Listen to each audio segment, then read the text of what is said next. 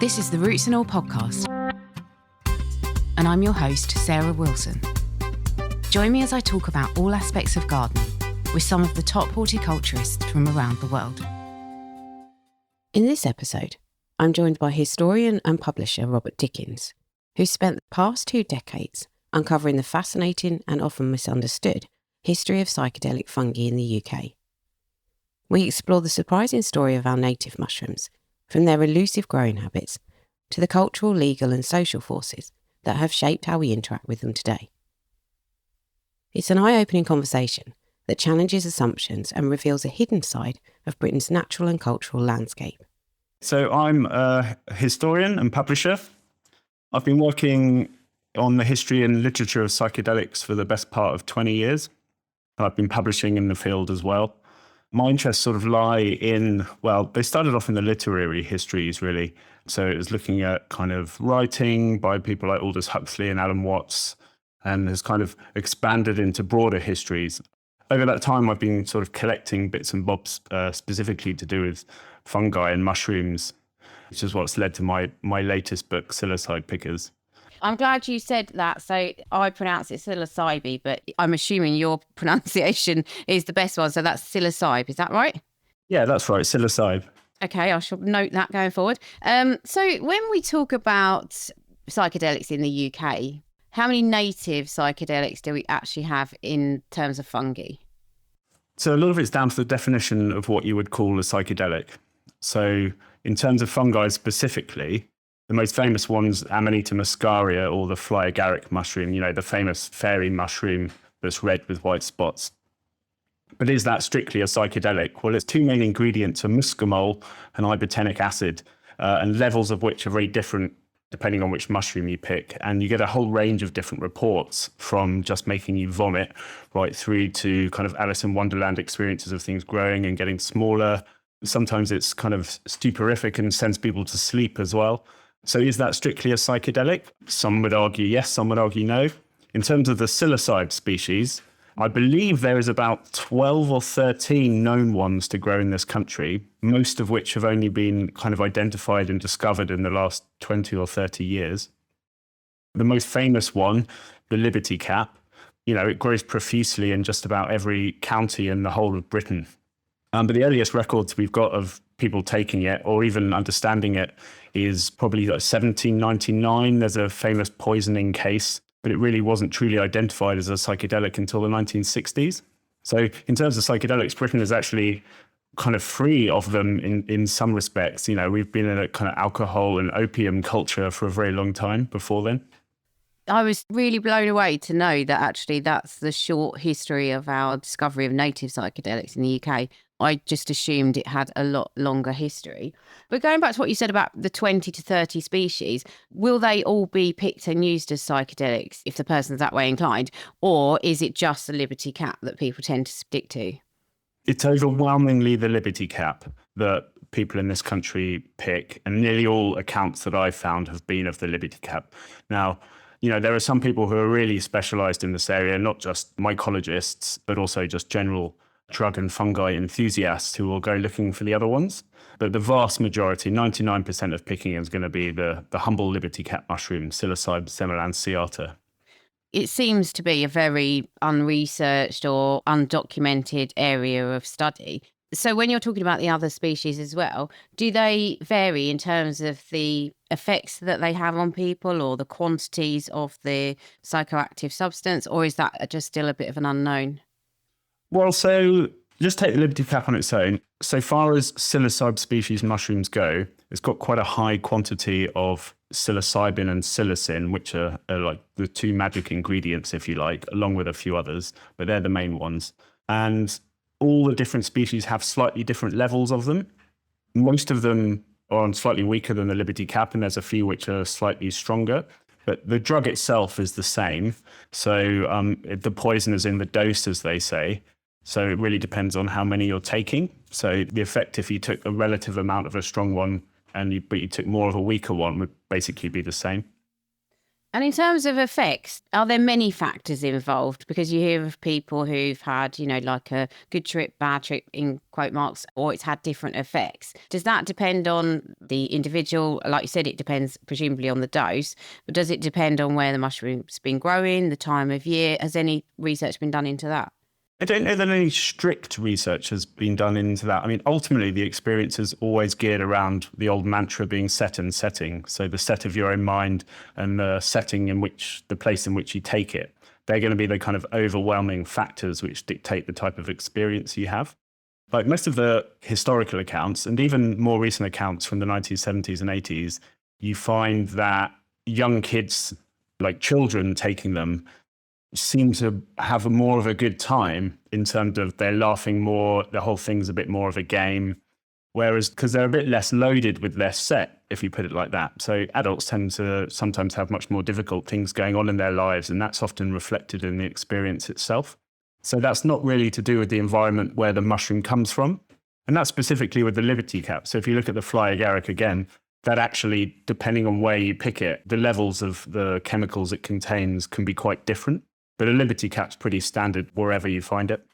Did you say the Psilocybe semi-lanceata is the UK native? Yeah, that's the most famous UK native, yeah. And then do they grow in other countries as well, the psilocybes? Well, the genus grows all around the world, and the Liberty cap itself can be found in North America and across Europe, probably beyond as well. Definitely in the Northern Hemisphere. But then, there's lots of different species of psilocybe worldwide. So Americans tend to gravitate towards Psilocybe cubensis, which grows there, which doesn't grow natively here. But it is grown here because it's easy to grow from a mushroom grow kit, Psilocybe cubensis is. Whereas the Liberty cap, no one's figured out a way to artificially grow it. So the only place you can get a Liberty cap is from the ground. That's fascinating. So they really object to cultivation. They really object to it. They really do. And, you might have the pickers talk about having their favourite spots to go picking, but they're not going to appear year after year in exactly the same place. They tend to turn up precisely when they want to turn up, if you put it like that. They've almost got a slight mind of their own, which is, I guess, the association with them being pisky and fairy-like is that they do seem to have a sort of mind in their own in terms of where they grow and when they come up. And do they have like a relationship to a tree or a particular area? So they tend to be found in fields. They're not forest growers. They don't hybridize with trees or anything along those lines. They're not fully coprophilic, meaning growing out of dung, but they do like fields that are well fertilized. So you're not going to find them in a field that's been used for growing grains and that sort of thing. It'll be where animals have been put out to pasture. So grassland, presumably. Exactly, yeah. And year round, do you find them, or are they more specific to a particular time period? Just in autumn, you'll find them. They emerge at kind of different times in like different parts of the country, as you'd expect, like just because of the change of weather and kind of the temperate region that you're in. So the very earliest, they might possibly start appearing in August, late August, like very, very early in some places, often in Wales where it's very rainy because they like that sort of atmosphere. And then they usually kind of disappear with the first proper ground frost. So obviously you said that they occur in North America and that, there's different species in the Northern Hemisphere. Is there a longer tradition of using them as psychedelics in other countries than there is in the UK? Because like I said, I was just so shocked by the sort of short relationship that we have with them here. Oh, yeah. Well, in Mexico specifically, which is where the kind of Gordon and Valentina Wasson famously were two amateur mycologists who rediscovered the continuing use of psilocybe mushrooms in a ritual context amongst the Mazatecs in Mexico. Specifically, Maria Sabina was the curandera or healing woman who provided them with these mushrooms and who they sat and had a session with. So yeah, that's kind of documented for hundreds, probably thousands of years in that part of the world. But then there's this curious thing in Europe, which is, explains part of the reason why there's so little documentation in this country, which is we're quite mycophobic in the past.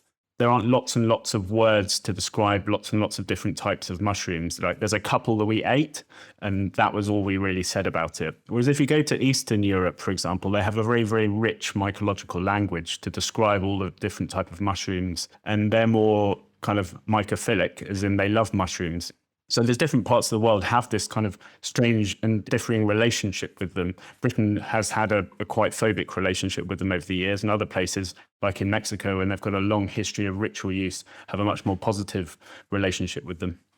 When you read a lot of literature around mycology, much is made of that tradition of ritual and of culture around using psychedelics. And, I think there's this idea that, whatever you're using should be kind of revered and it should be used responsibly, and that it should have this kind of framework of a cultural use around it. And obviously we don't have that in the UK. So have we been using it long enough to build up that tradition, or is it maybe just not that important with this particular mushroom? Well, I think there's two things to say to that. One, nowhere does it say you have to have a long tradition and a way of using them. Every culture will approach these things differently. We've developed our own rituals. If you take MDMA, for example, which was, a relatively new drug when it burst onto the scene in the 80s, it was less than 100 years old. We developed whole rave rituals around them, which is just as ritualistically important gathering together as dancing as it is in a mioca in South America. And with mushrooms, we've had now 4 generations of people who have definitely been picking mushrooms in this country. I mean, there could well have been people picking them in undisclosed areas of the past that we have no record of. But we now have a record of 4 generations doing it, and people have developed their own different relationships with them. And like strict ritual vigils, if you like, are just one aspect of that. I mean, mostly mushrooms have been used as gathering party drugs. Now, people think party drugs is pure hedonism, but actually that's still people gathering together to dance and have a good time. So I think we've developed our own kind of unique relationships with them. Over like 40 or 50 years, it's meant that, even in different parts of the country, people have different relationships with them. And I think that's one of the beautiful things I found in my research, was that there was no overarching narrative of this is what you're meant to do with them. It was a series of different people, unconnected from each other, discovering their own ways to have a relationship with mushrooms. And of course, it's difficult to document because they are now, I'm going to let you explain this better and in greater detail, but they are now illegal, as I understand it, to possess and to use. So that's got to make your job a lot harder, presumably. Well, it's interesting. Actually, the reverse is true in some respects. The only reason that most information exists that I found in my course of research is because of court cases, newspapers reporting on the dangers of people picking mushrooms, because people weren't writing about it in terms of their own experiences, but newspapers were writing about it, doctors were writing about it, the government were releasing memos and circulars about it. It's actually the process through which that they've gained this unique position by having possession and distribution outlawed that's given us a kind of unique angle on what was happening. I can only identify there are lots of people picking in every single county in Britain because I can find records of court cases and newspaper articles from every single county in Britain. So conversely, they've put it underground, but at the same time, they're wildly advertising it. And this is one of the brilliant things from some of the newspaper articles that come out in the late 70s when the whole kind of mushroom scene really starts blowing up. So if you imagine there really hadn't been much of a mushroom scene across the country, and then in the late 70s, it really starts kicking off. And one of the big drivers of this was a New Statesman article that came out in about 1976, which not only warned people about the dangers of these substances and reporting one of the first court cases, they also very handily described what they looked like, where you can find them, what an appropriate dose would be. So it's kind of the people who are, warning against using them are also the ones who are spreading the information to the largest amount of people at the same time. So going back a step into the drive to make these things illegal, was it founded on some bad experiences or hospital admissions or some dangerous situations? Where did this stem from, this desire to stamp out the use of them?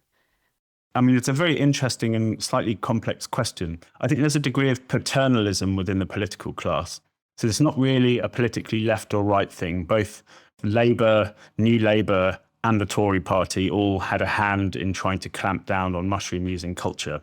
And I think that stems from a paternalism, which is the state knows best for your health, ultimately. But they had sort of different ways of tackling it. You imagine there's two distinct but slightly overlapping groups who kind of engage in this activity.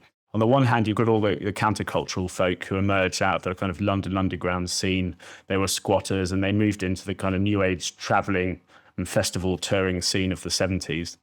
That kind of heavy counterculture thing was very heavily policed. That was their approach to it. They introduced laws, heavy-handed police approaches to try and stamp out what they saw as kind of immoral countercultural behavior, something which was going against the grain of Britain. But on the other side of it, you had basically local working class folk from all across the country, usually young teenagers, in very local scenes. They weren't, attached to any great countercultural movement. They were just young people exploring life. And their approach to them was the more medical side. So this is where you find the doctors warning about cases of poisoning and, picking the wrong mushroom and them going to hospital. But the Poisons Board released an article in about 1982 looking at the previous 5 years, and they basically found that no one had misidentified and eaten the wrong mushroom in that time. So there was a lot of warnings based on nothing. The medical stuff was a lot of hyperbole, like on the whole. So I can only imagine it stemming from this idea that some control was needed. But what happens with the picking in the mushrooms is ultimately is that a kind of an accord is reached between the state and pickers, which is that, they try little methods to stop it happening, but ultimately this settles into, if we catch you, we're going to fine you like £100. And it became a bit of a way of raising money by the government in the end, which was just, if we catch you, we're just going to fine you and take some money and then send you on your way. Things didn't really change. The law wasn't pushed to really being changed in 2005, which was the moment where having fresh psilocybe mushrooms, possession of which was made illegal. I should probably backtrack slightly there and say basically there'd been a loophole for the previous 30 years, which meant that it was absolutely legal to possess fresh mushrooms because the law stated that it was the chemical psilocybin and possession of which was illegal. But that loophole was closed in 2005. And that came about not because of people picking in fields. In fact, it's barely mentioned if you read the kind of parliamentary papers on it. It came about because of people selling them in shops and a huge export, import and distribution network, which had opened up between Britain, the Netherlands and the wider Northern Europe as well. And it was actually ended up being an economic reason that they closed the loophole rather than the individuals going out and picking mushrooms, which I think is quite surprising. So what is the current law today as it stands? Currently, it is illegal to possess or distribute psilocybin mushrooms, whether they're dried or fresh. Doesn't mean if you had them growing in your lawn, you would be arrested. No, because you're not in possession of them strictly. But the moment they were picked.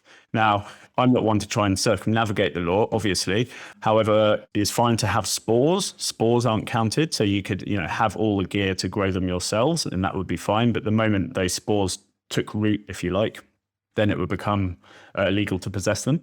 Or if you ate them straight out of the ground, like a cow, you wouldn't have the problem either, because at no point were you in possession of them. Although you might be in possession of them in your stomach, but it's a bit late by then. It doesn't count, yeah. The other thing is, there are provisos in the law if you really get down to it. No one should ever really get busted with them because it says in the 2005 bill, if you're found with them, but you said that you've picked them in order to dispose of them for the good of the community, then that's fine as well. Oh my God. Do you know what? This is just exposes the ridiculousness of the British law system, I feel like, at times. It does. It also exposes the ingenious nature of the Britain, who for 30 or 40 years has basically been wrestling with this loophole in the law and pushing it to its limits to try and get round it as well. So they were trying court cases that were becoming more and more specific, say, is putting them in a bag, does that count as preparing them, even if they're fresh? Is refrigerating a fresh mushroom a way of preparing it? And all of these things get tested in court over and over again as Britons try and find ways to circumnavigate the law.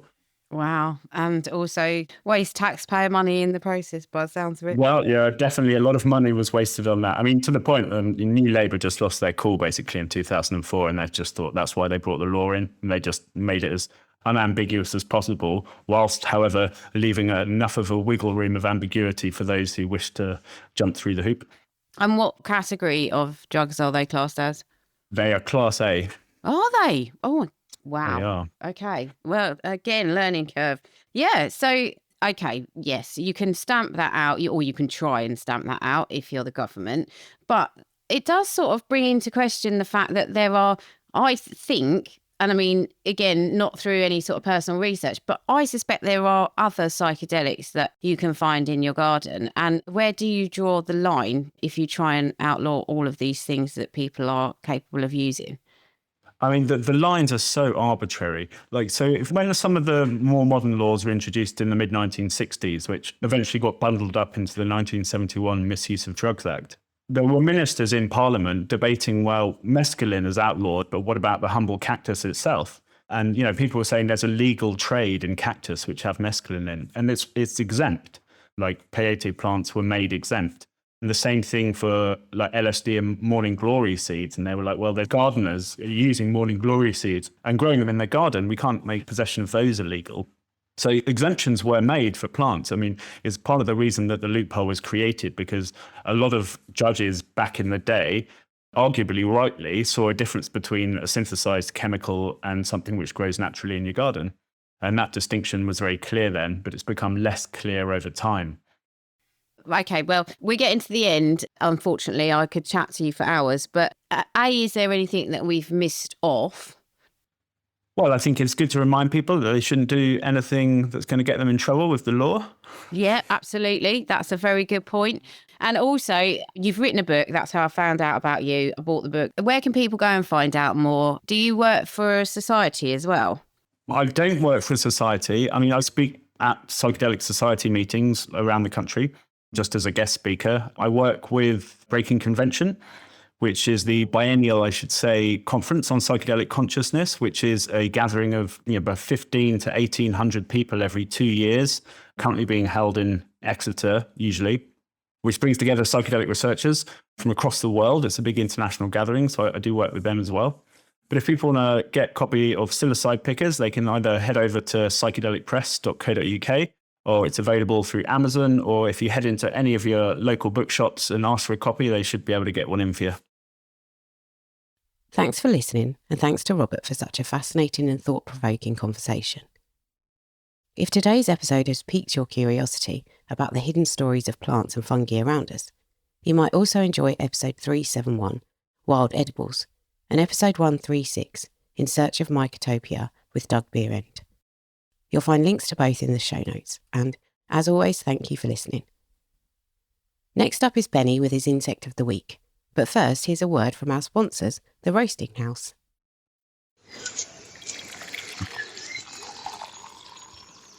There's nothing like a nice cup of coffee outside on a spring day. Hello from The Roasting House. We're a small, family-owned coffee roastery based in South Yorkshire. We love coffee, but we're also passionate about protecting nature and trying to keep our footprint as small as we can. At The Roasting House, we offer delicious coffees from around the world, carefully selected from farms that use nature-friendly methods such as shade growing, soil conservation, and maintaining wild areas for native wildlife. We roast in small batches using an energy-efficient roaster and filter the smoke to remove carbon to reduce air pollution. Roasting House coffee is packed in home compostable packaging, and we know that it actually breaks down because we've tested it in our own compost heap and worm farm. Order at roastinghouse.co.uk, and if you mention Roots and All or the Insect of the Week at checkout, we'll send you 25% extra free coffee as a thank you for supporting us. The orange ladybird. Scientific name, Helitzia sedicim-gutata.